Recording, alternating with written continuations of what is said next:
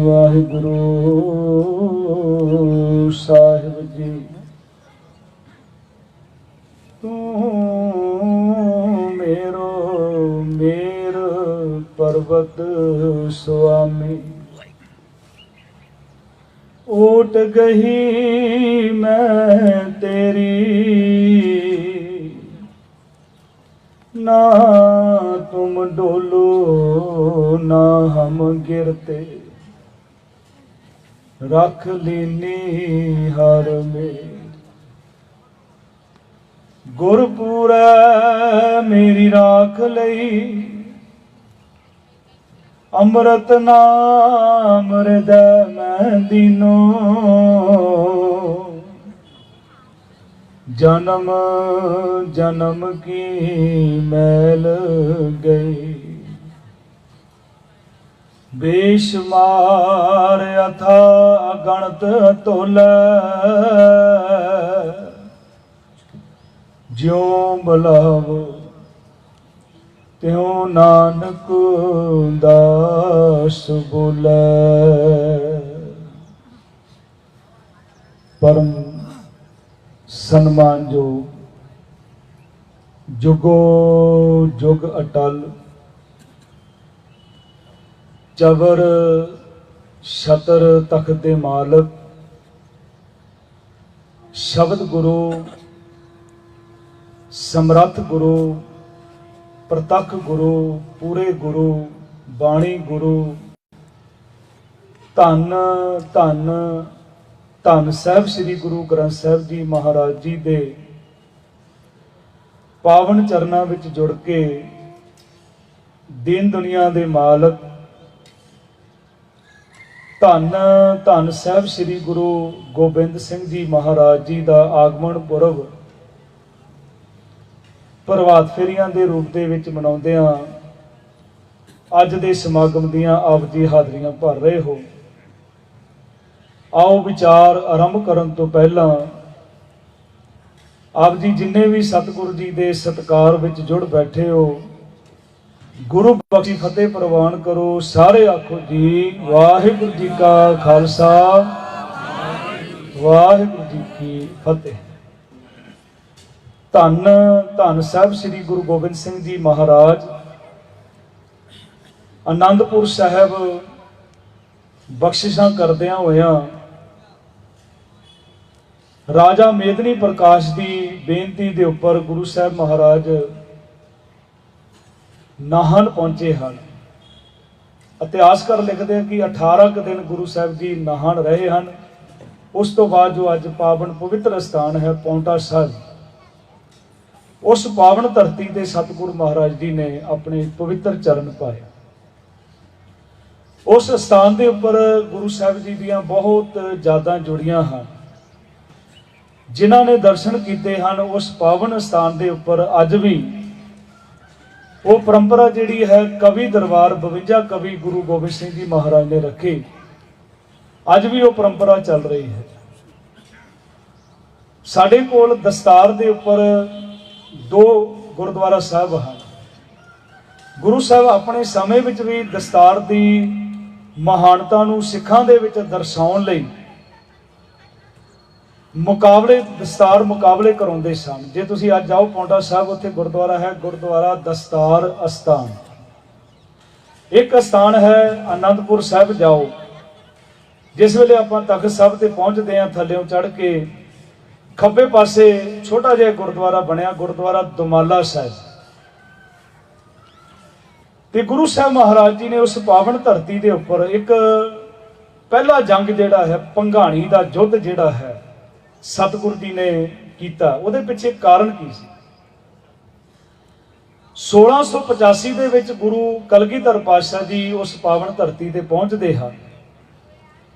सतगुरु जी का आउणा सुन के बाबा राम राय जी जो दूण का इलाका जिन्होंने अज आप देहरादून कहते हैं, ये आप सारे इतिहास में जानते हो किस तरह उन्होंने बाणी दे विच तब्दीली करने की कोशिश की। ते गुरु साहब गुरु हरराय साहब जी ने उन्होंने बेदखल कर दिया भी जिधर तेरा मुंह है उधर चला जा। औरंगजेब के कोल जाके उसने फरियाद की ਤੇ ਕਾਫੀ ਇਲਾਕਾ ਜਿਹੜਾ ਸੀ ਬਾਬਾ ਰਾਮ ਰਾਏ ਨੂੰ ਦਿੱਤਾ ਗਿਆ, ਜਿਹਨੂੰ ਅੱਜ ਉਸ ਵੇਲੇ ਉਸ ਇਲਾਕੇ ਦਾ ਨਾਮ ਸੀ ਦੂਣ, ਹੁਣ ਹੈ ਦੇਹਰਾਦੂਨ।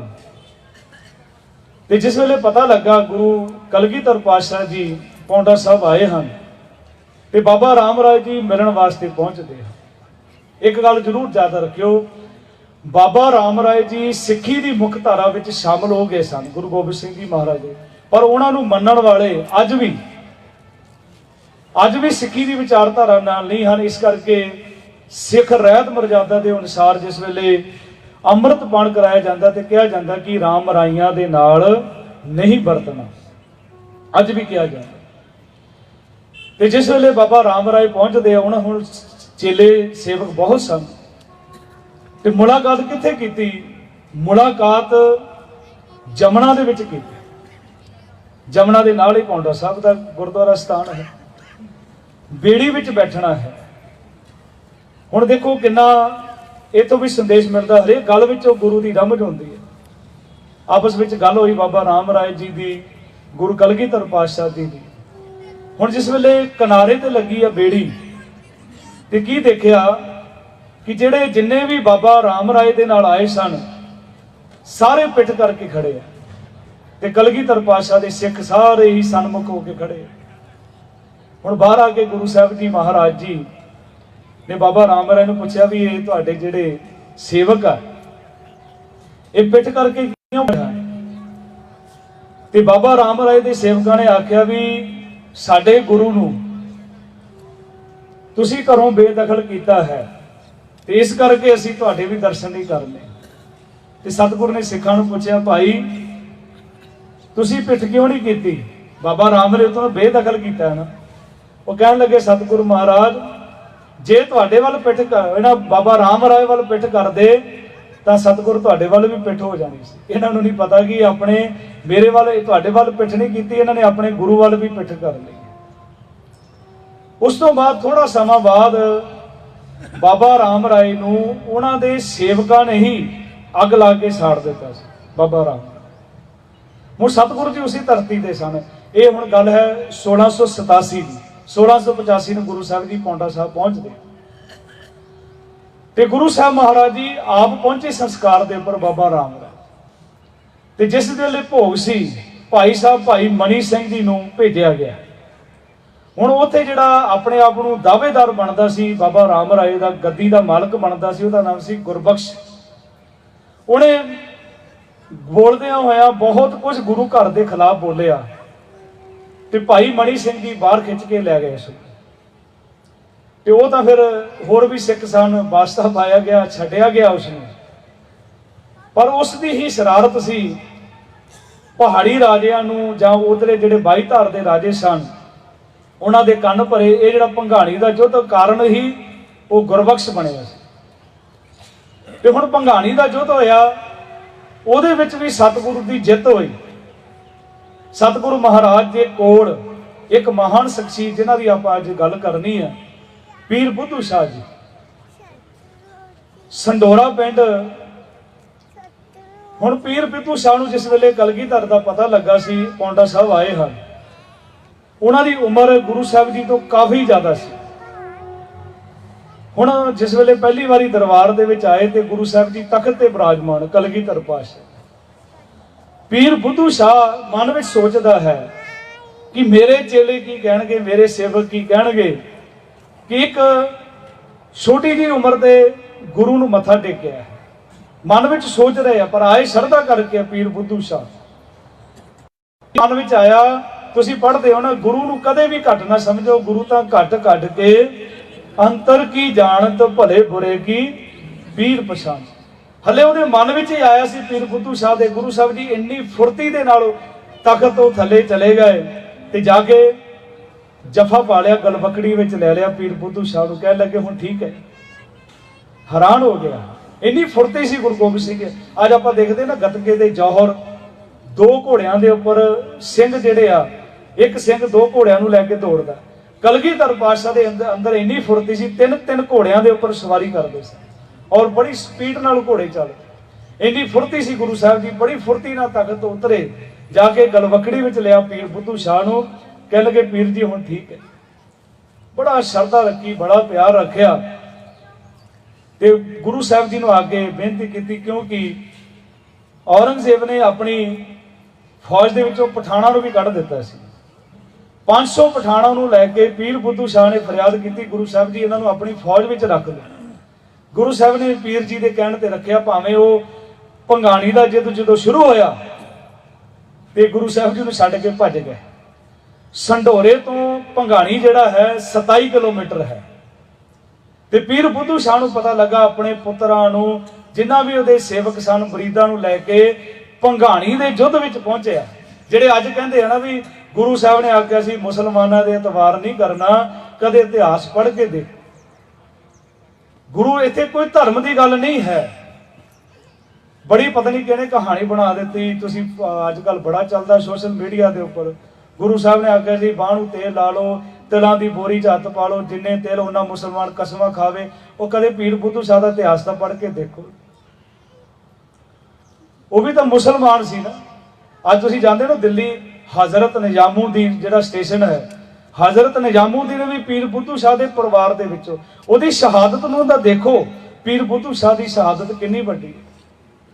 उस युद्ध दे विच अपने 2 बेटियां नूं शहीद कराया, अपने भरा नूं शहीद कराया, अपने भतीजे नूं शहीद कराया, अपने मुरीदां नूं शहीद कराया। भंगाणी दा युद्ध कलगीधर पातशाह जी जिते, संगतां ने बधाइयां दित्तियां। साहब कहंदे भई जीत मेरी किरपा काल की, अकाल पुरख की किरपा दे नाल। उत्थे बाबा अजीत सिंह जी का जन्म उस पावन धरती ते पौंटा साहब होया 1686 दे विच। ते गुरु साहब महाराज जी हुण पीर बुद्धू शाह जिहड़ा है गुरु साहब के चरणों का भौरा है। युद्ध खत्म हो गया, पीर जी हुण शाम का वक्त सी, सतगुरु जी महाराज का जिथे विश्राम सी, उस पड़दे दे विचों आवाज़ दिंदे हन, गुरु साहब मैं अंदर आ सकदा हाँ? कहंदे पीर जी आओ, तुसीं पुछदे क्यों, अंदर आ जाओ। जिस वेले अंदर गए, कह लगे सतगुरु महाराज आप जी नाल मुलाकात करनी सी, आप जी दे दर्शन करने हैं, सवेरे असीं अपने पिंड चले जाना वापस। कहंदे पीर जी तुसीं एडी वड्डी सेवा कीती है, एडी वड्डी सेवा कीती है, कुछ मंग लो। पीर जी खड़े रहे काफ़ी देर। गुरु साहब ने फिर आख्या। हुण गुरु साहब महाराज उस वेले कर की रहे सन, अपने मुबारक केसां नूं कंघा कर रहे सन कलगीधर पातशाह। पीर जी कहन लगे मंगते तो आपां भी बहुत कुछ आ, मंगते ही रह जाते हैं, पर की मंगना, तुसीं सारे तो रोज़ पढ़ते हो, की मिलना चाहिए गुरु को, की लेना चाहिए। जिस वेले गुरु अर्जन साहब जी ने संपादना की ना, आखिर में एक सलूक दर्ज किया, असीं रोज़ पढ़ते हैं, सारे आप जी भी पढ़े, तेरा कीता जातो नाही मैनू जो कितोई, मैं निर्गुण आरे को गुण नाही, आपे तरस प्योई, तरस पिया महारामत होई, सतगुर सज्जन मिलिया नानक, नाम मिले तां जीवां तन मन थीवे। सतगुरु नाम की दात बख्शिश कर दे, ये बहुत बड़ा दान है। कह लगे पीर जी मंग लो कुछ, की मंगिया गुरु साहब जी के कोलों।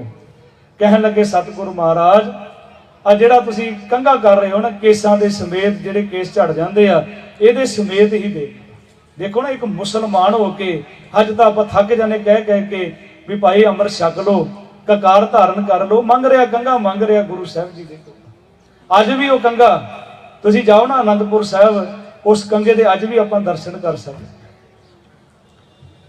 ते पीर जी घर चले गए, उन्होंने घर वाली का नाम सी नसीरा। नसीरा मैं देखा कि 2 पुत्र हैं तो 2 पुत्र आए नहीं, तो पूछती है मेरे 2 पुत्र किथे हैं। कह लगे पीर बुद्धू शाह, कह लगे 2 पुत्र गुरु कलगीधर गुरु गोबिंद सिंह जी महाराज के चरणों के उपरों वार दिते हैं। वो रोन लग गई, नसीरा रोन लग गई, उची उची रो। नसीरा तू तो कहती सी गुरु गोबिंद सिंह वर्गा कोई भी नहीं है, पर हुण क्यों रो रही है, बेटे 2 शहीद हो गए, फिर क्यों होया, 2 अपने कोल आ। वो कह लगे मैं इस करके नहीं रो रही कि मेरे पुत्र शहीद हो गया, मैं इस करके रो रही हूँ 2 क्यों बचा के लियाते हैं।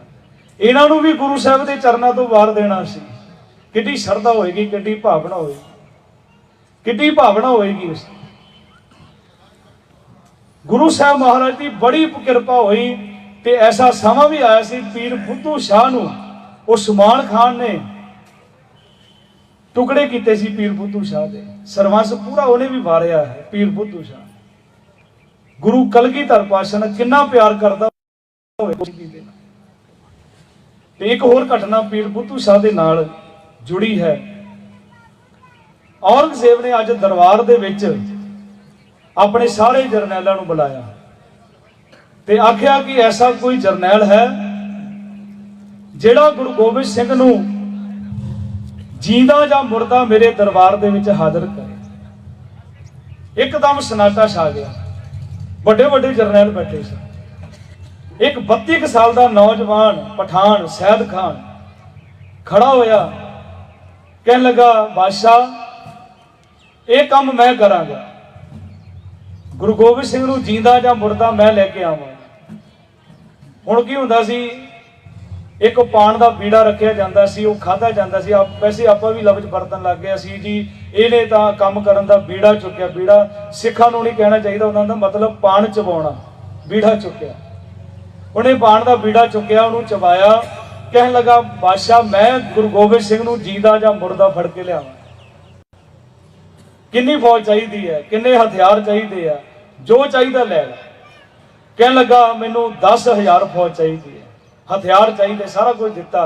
कहन लगा रस्ते में जाएगा पानीपत भी तेन फौज मिलेगी, सरहंद भी तेन फौज मिले, आनंदपुर साहब तक तेरे को 10,000 फौज हो जाएगी।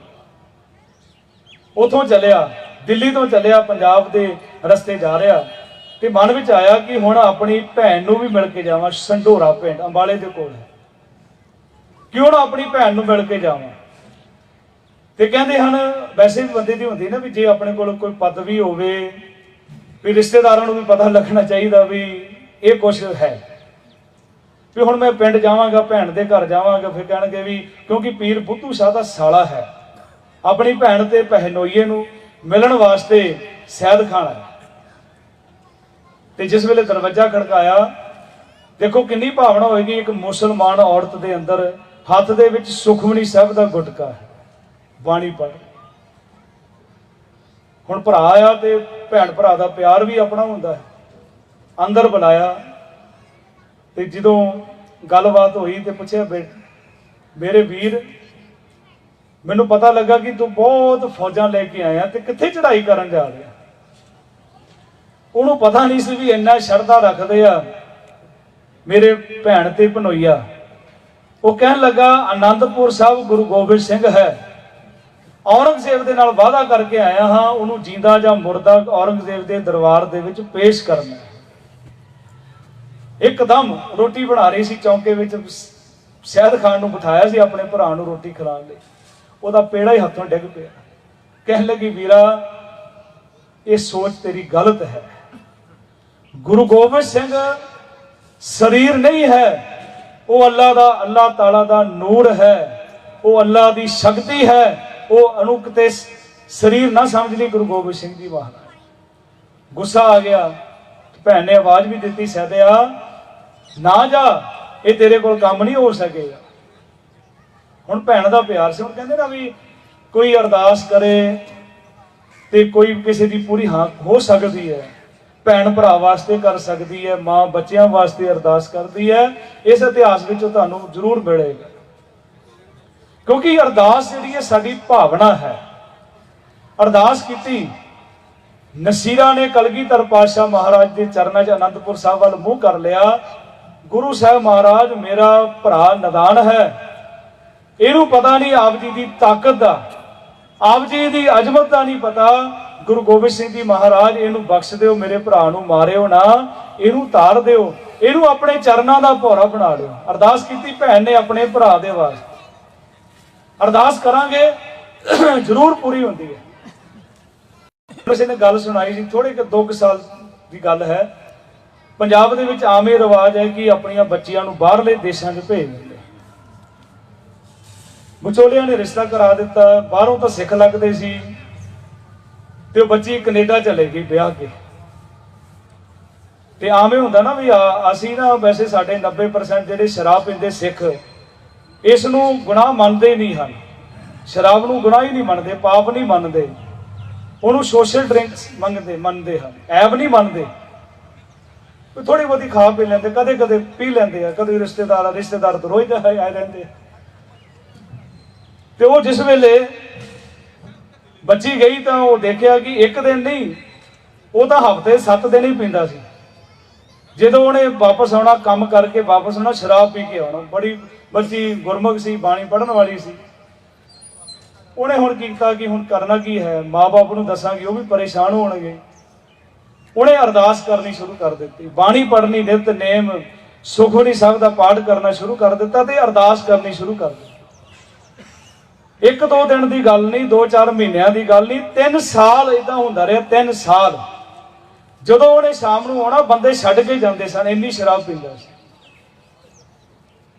ਬੜੀ ਪਰੇਸ਼ਾਨ ਹੋ ਗਈ, ਅਰਦਾਸ ਕਰਦੀ ਹੈ ਪਰ ਉਹਨੇ ਗੁਰੂ ਸਾਹਿਬ ਦਾ ਪੱਲਾ ਨਹੀਂ ਛੱਡਿਆ। ਅਰਦਾਸ ਕਰਦੀ ਹੈ, ਅੱਜ ਪਾਠ ਕਰ ਰਹੀ ਹੈ, ਕਿਉਂਕਿ ਉਹਦੇ ਆਉਣ ਤੋਂ ਪਹਿਲਾਂ ਸਾਰਾ ਕੁਝ ਕਰ ਲੈਂਦੀ ਸੀ। ਵੀ ਉਹਨੇ ਆ ਗਿਆ ਫਿਰ ਉਹਨੂੰ ਸੰਭਾਲਣਾ ਪੈਂਦਾ ਸੀ ਤੇ ਬਾਣੀ ਉਹਨੇ ਥੋੜੇ ਪੜ੍ਹਨ ਦੇਣੀ ਹੈ। ਤੇ ਅੱਜ ਉਹ 4 ਘੰਟੇ ਪਹਿਲਾਂ ਹੀ ਆ ਗਿਆ, ਆਇਆ ਵੀ ਇਕੱਲਾ ਹੀ, ਔਰ ਆਇਆ ਵੀ ਸੋਫੀ।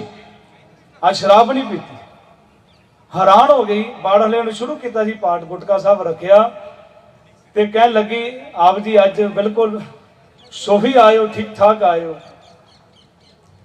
ਕਹਿਣ ਲੱਗਾ, ਪਤਾ ਨਹੀਂ ਅੱਜ ਮੈਨੂੰ ਕਿਹੜੀ ਤਾਕਤ ਨੇ ਰੋਕਿਆ ਹੈ, ਕਿਸ ਸ਼ਕਤੀ ਨੇ ਰੋਕਿਆ ਹੈ। ਹੱਥ ਵਿੱਚ ਗੁਟਕਾ ਦੇਖਦਾ ਹੈ, ਤੂੰ ਬਾਣੀ ਪੜ੍ਹਦੀ? ਕਹਿੰਦੀ ਹਾਂ, ਮੈਂ ਤਾਂ 3 ਸਾਲ ਹੋ ਗਏ ਤੇਰੇ ਵਾਸਤੇ ਅਰਦਾਸਾਂ ਕਰਦੀ ਹਾਂ। ਕਹਿੰਦਾ ਮੈਂ ਹੁਣੇ ਆਇਆ, ਅੰਦਰ ਗਿਆ, ਬਾਥਰੂਮ ਵਿੱਚ ਇਸ਼ਨਾਨ ਕਰਕੇ, ਕੇਸੀ ਇਸ਼ਨਾਨ ਕਰਕੇ ਨਾਲ ਬਹਿ ਗਿਆ।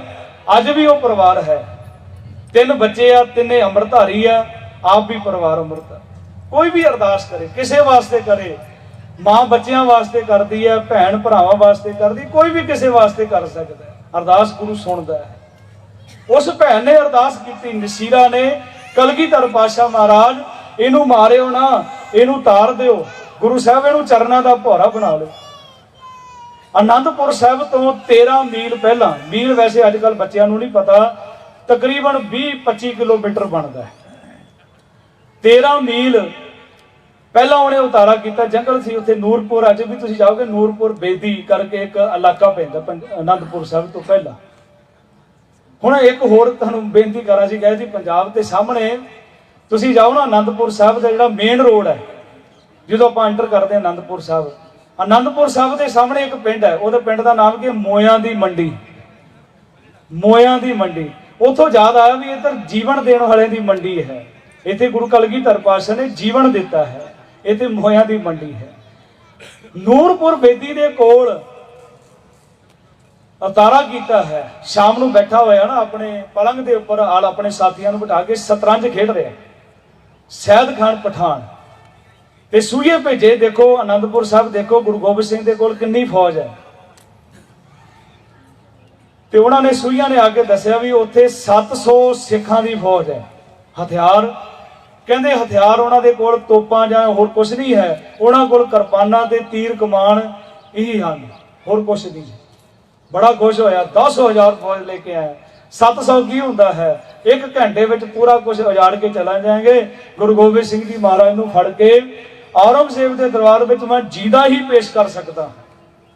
ਹਲੇ ਇਹ ਗੱਲਾਂ ਕਰਦਾ ਹੈ, ਥੋੜੀ ਦੇਰ ਬਾਅਦ ਆ ਕੇ ਨਾ ਉਹਦੇ ਪਲੰਗ ਦੇ ਪਾਵੇ ਨੂੰ ਆ ਕੇ ਤੀਰ ਲੱਗਾ ਜੋੜ ਕੇ। ਹੈਰਾਨ ਹੋ ਗਿਆ, ਕਹਿਣ ਲੱਗਾ ਕੋਈ ਸ਼ਿਕਾਰੀ ਆਇਆ ਜੰਗਲ ਵਿੱਚ, ਕਿਸ ਨੇ ਤੀਰ ਮਾਰਿਆ ਹੈ? ਇੱਕ ਉੱਥੇ ਜਾਣਕਾਰ ਬੈਠਾ ਸੀ, ਉਹ ਕਹਿਣ ਲੱਗਾ ਸ਼ਿਕਾਰੀ ਦਾ ਤੀਰ ਨਹੀਂ ਹੈ, ਇਹ ਗੁਰੂ ਗੋਬਿੰਦ ਸਿੰਘ ਦਾ ਤੀਰ ਹੈ। ਤੂੰ ਕਿੱਦਾਂ ਜਾਣਦਾ ਹੈ? ਉਹ ਕਹਿਣ ਲੱਗਾ ਗੁਰੂ ਗੋਬਿੰਦ ਸਿੰਘ ਦੇ ਤੀਰਾਂ ਨੂੰ ਸੋਨਾ ਲੱਗਾ ਹੁੰਦਾ। ਜੇ ਕੋਈ ਉਹਦੇ ਤੀਰ ਨਾਲ ਮਰ ਜਾਏ, ਉਹਦਾ ਕਫਨ ਦਫਨ ਸਭ ਕੁਝ ਹੋ ਸਕਦਾ ਹੈ। ਜੇ ਜ਼ਖਮੀ ਹੋ ਜਾਏ, ਉਹਦਾ ਇਲਾਜ ਹੋ ਸਕਦਾ ਹੈ। ਗੁਰੂ ਗੋਬਿੰਦ ਸਿੰਘ ਦੇ ਤੀਰਾਂ ਨੂੰ ਸੋਨਾ ਲੱਗਾ। ਦੇਖੋ ਫਿਰ ਗੁਰੂ ਗੋਬਿੰਦ ਸਿੰਘ ਨੇੜੇ ਤੇੜੇ ਹੋਣਾ ਹੈ।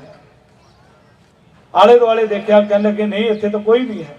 ਹੁਣ 13 ਮੀਲ ਹੈ, 20-25 ਕਿਲੋਮੀਟਰ ਪੈਂਦਾ ਹੈ ਆਨੰਦਪੁਰ ਸਾਹਿਬ ਤੋਂ ਨੂਰਪੁਰ ਬੇਦੀ। ਅੱਜ ਉੱਥੇ ਗੁਰਦੁਆਰਾ ਬਾਣਗੜ੍ਹ ਸਾਹਿਬ। ਤੇ ਗੁਰੂ ਸਾਹਿਬ ਮਹਾਰਾਜ ਹੁਣ ਸੋਚਦਾ, ਸੈਦ ਖਾਨ ਪਠਾਨ ਕਹਿਣ ਲੱਗਾ ਵੇ ਗੁਰੂ ਕਰਾਮਾਤੀ ਹੈ, ਕਰਾਮਾਤੀ ਹੈ ਗੁਰੂ, ਜਿਹੜੇ ਐਡੀ ਦੂਰੋਂ ਤੀਰ ਆਨੰਦਗੜ੍ਹ ਦੇ ਕਿਲੇ ਤੋਂ ਤੀਰ ਮਾਰ ਦਿੱਤਾ ਪਲੰਗ ਦੇ ਪਾਵੇ ਦੇ ਵਿੱਚ। ਇਹ ਮੇਰੀ ਛਾਤੀ ਵਿੱਚ ਵੀ ਲੱਗ ਸਕਦਾ ਸੀ, ਮੇਰੇ ਮੱਥੇ ਵਿੱਚ ਵੀ ਮਾਰ ਸਕਦਾ ਸੀ। ਗੁਰੂ ਕਰਾਮਾਤ 2 ਮਿੰਟ ਬਾਅਦ ਦੂਸਰੇ ਪਾਵੇ ਵਿੱਚ ਲੱਗਾ, ਉਹਦੇ ਨਾਲ ਚਿੱਠੀ ਸੀ, ਉਹਦੇ ਲਿਖਿਆ ਜੀ ਇਹ ਕਰਾਮਾਤ ਨਹੀਂ ਹੈ, ਇਹ ਸ਼ਸਤਰ ਵਿਦਿਆ ਹੈ। ਇਹ ਕਰਾਮਾਤ ਨਹੀਂ, ਸਾਡੇ ਘਰ ਦੇ ਵਿੱਚ ਕਰਾਮਾਤ ਨਹੀਂ ਹੈ, ਇਹ ਸ਼ਸਤਰ ਵਿਦਿਆ ਹੈ, ਸ਼ਸਤਰ ਵਿਦਿਆ ਦਾ ਅਭਿਆਸ ਹੈ।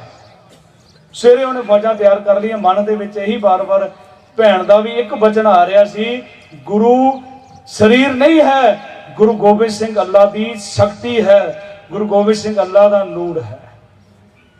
ਚਲਾ ਗਿਆ, ਉਧਰੋਂ ਵੀ ਸਿੱਖ ਆ ਗਏ, ਫੌਜਾਂ ਤਿਆਰ ਹੋ ਗਈਆਂ, ਲੜਾਈ ਸ਼ੁਰੂ ਹੋ ਗਈ। ਹੁਣ ਮਨ ਵੀ ਸੋਚਦਾ ਵੀ ਇਹ ਵੀ ਮਰਨਗੇ, ਸਾਡੇ ਵੀ ਮਰਨਗੇ। ਜੇ ਗੁਰੂ ਗੋਬਿੰਦ ਸਿੰਘ ਜੀ ਮਹਾਰਾਜ ਤੂੰ ਅੱਲਾ ਦਾ ਨੂਰ ਹੈ ਤੇ ਮੈਨੂੰ ਆ ਕੇ ਦਰਸ਼ਨ ਦੇ ਦੇ।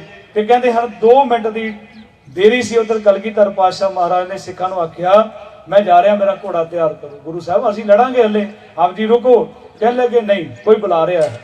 ਸਿੱਧੇ ਜਾ ਕੇ ਹਲੇ ਤਾਂ ਸੈਦ ਖਾਨ ਸੋਚ ਹੀ ਰਿਹਾ ਹੈ, ਜੇ ਜਾ ਕੇ ਸਿੱਧਾ ਸੈਦ ਖਾਨ ਦੇ ਘੋੜੇ ਦੇ ਨਾਲ ਘੋੜਾ ਖੜਾ ਕਰ ਦਿੱਤਾ, ਕਹਿੰਦੇ ਸੈਦ ਖਾਨ ਮੈਂ ਆ ਗਿਆ।